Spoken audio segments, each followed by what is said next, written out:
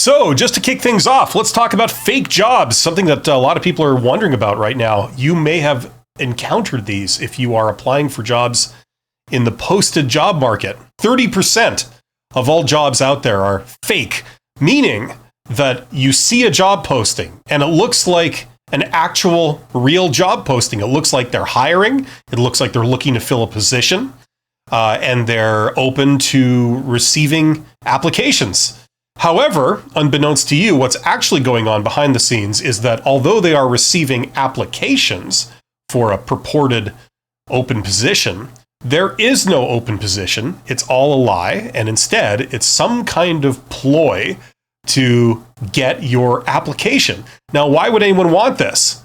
Why would anyone want to receive job applications for a job that doesn't exist? Well, there's several reasons, and some of them are pretty nefarious, actually. Either they're trying to steal your personal information, right? Like identity theft. They're trying to steal your money. If it's a thing where they say there is a job, but first you have to pay this to apply or something weird like that. Don't ever do that, by the way. They want to get access to your accounts, whether they're social media accounts or other types of accounts you have, which is a type of identity theft. Or they're just trying to gather information on what's out in the labor market, right? Meaning that they will gather your resume or your information, they'll put it in their database. And is that the end of the world? No, but you're sort of contributing your information under false pretenses for something they're trying to do, some data mining or thing that they're trying to do.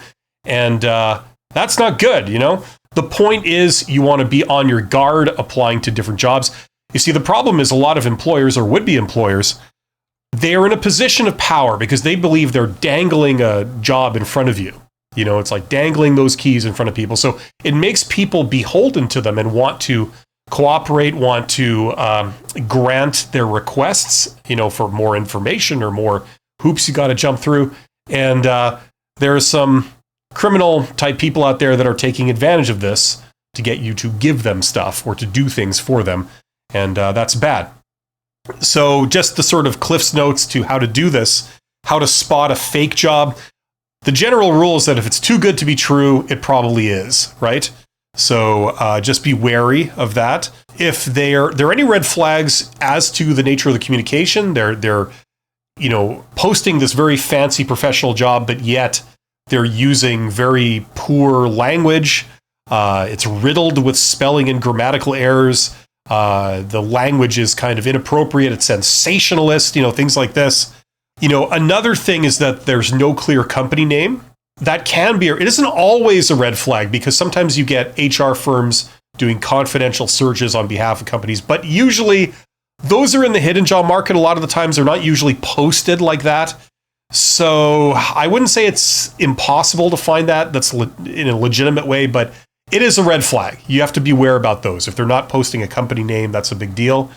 Just any high pressure tactics, pressure to act fast, any requests for money, this kind of thing, like anything weird like that has no place in a legitimate above board job posting, right? If it seems suspicious, it is. Now, the other thing that some companies are doing that's sort of been exposed in the last few years was companies are doing this.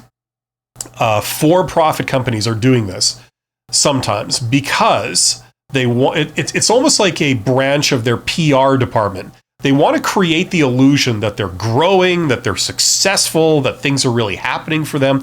So one of the things they do is they post a lot of jobs that make it look like they're bulking up, they're hiring lots of people because presumably they're successful. They're hiring people in all these different departments that makes it look like they're going places. So it's simply like a PR effort to make the world think that they're doing very well, when in fact they may not be, right? So, sometimes they try and get around this by, how can I put this? By saying to themselves, look, this isn't a fake job post.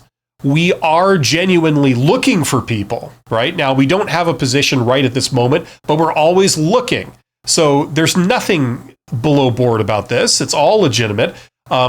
So the problem is that then when they post a job thinking like that, usually it's a very vague job because they're looking for good people, but they don't have a position that's clearly defined right now that they're hiring for. So as a result, their job posting is very, very vague, very general, and that can tip you off that it's not a real job posting. They're not actually hiring anyone right now. Okay, so that's always a bit of a red flag if they're too vague on what the position is. What are the duties? And then obviously anything that asks for sensitive info, that's a red flag. I hate saying this, but hopefully you're not so desperate that when they ask you for inappropriate things they're not entitled to, that you just give it to them. Like they ask you for social security numbers, social insurance numbers, credit card numbers. They want to see all your financial statements, all your financial records.